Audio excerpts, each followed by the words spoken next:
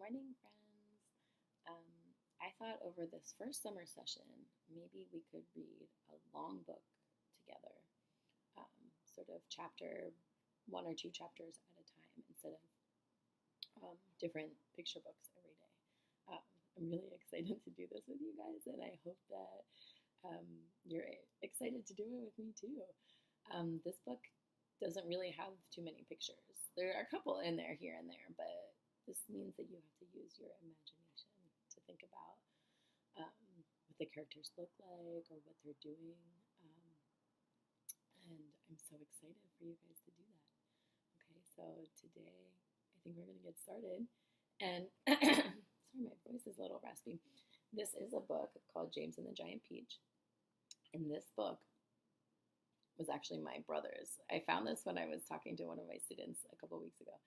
I found this. This used to belong to my brother, and I guess I must have taken it from him a long time ago because there's a little note in the front.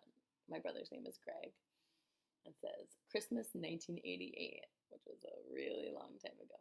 It says, Gregory, maybe your mom or dad can read you a little bit of this wonderful story every day. It's fun to fall asleep at night thinking about James inside of a peach.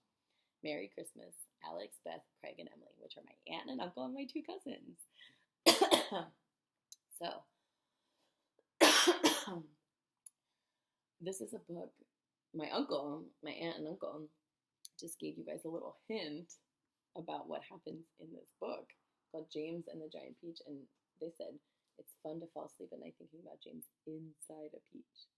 So that gave you a little clue about what this book is about. You see here, James and the Giant Peach by Roald Dahl. And there are some pictures in here, but this book looks a lot different than the books that we normally read, huh? Plus, it's very old. So let's get started, my friends. James and the Giant Peach. Chapter 1. Here is James Henry Trotter when he was about 4 years old. Up until this time, he had had a happy life, living peacefully with his mother and father in a beautiful house by the sea. There were always plenty of other children for him to play with, and there was the sandy beach for him to run on, and the ocean to paddle in. It was the perfect life for a small boy. Then, one day, James's mother and father went to London to do some shopping, and there a terrible thing happened. Both of them suddenly got eaten up, in full daylight, mind you, and on a crowded street, by an enormous angry rhinoceros which had escaped from the London Zoo. Now, this, as you can well imagine, was a rather nasty experience for two such gentle parents. But in the long run, it was far nastier for James than it was for them. Their troubles were all over in a jiffy. They were gone in 35 seconds flat. Poor James, on the other hand, was very much alive, and all at once he found himself alone and frightened in a vast, unfriendly world. The lovely house by the seaside had to be sold immediately, and the little boy, carrying nothing but a small suitcase containing a pair of pajamas and a toothbrush, was sent away to live with his two aunts. Their names were Aunt Sponge and Aunt Spiker, and I'm sorry to say that they were both really horrible people. They were selfish and lazy and cruel, and right from the beginning they started beating poor James for almost no reason at all.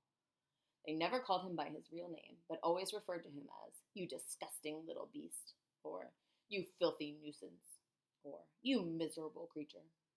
And they certainly never gave him any toys to play with or any picture books to look at. His room was as bare as a prison cell.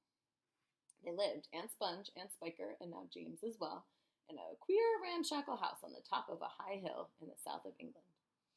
The hill was so high that from almost anywhere in the garden, James could look down and see for miles and miles across a marvelous landscape of woods and fields.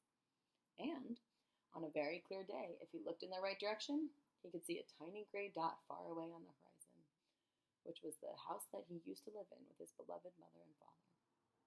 And just beyond that, he could see the ocean itself, a long, thin streak of blackish blue, like a line of ink, beneath the rim of the sky. But James was never allowed to go down off the top of that hill. Neither Aunt Sponge nor Aunt Spiker could ever be bothered to take him out herself, not even for a small walk or a picnic. And he certainly wasn't allowed to go alone. The nasty little beast will only get into mischief if he goes out of the garden, Aunt Spiker had said, and terrible punishments were promised him, such as being locked up in the cellar with the rats for a week, if he ever so much as dared to climb over the fence. The garden, which covered the whole of the top of the hill, was large and desolate, and the only tree in the entire place, apart from a clump of dirty old laurel bushes at the far end, was an ancient peach tree that never gave any peaches. There was no swing, no seesaw, no sandpit, and no other children were ever invited to come up to the hill to play with poor James. There wasn't so much as a dog or a cat around to keep him company. And as time went on, he became sadder and sadder and more lonely.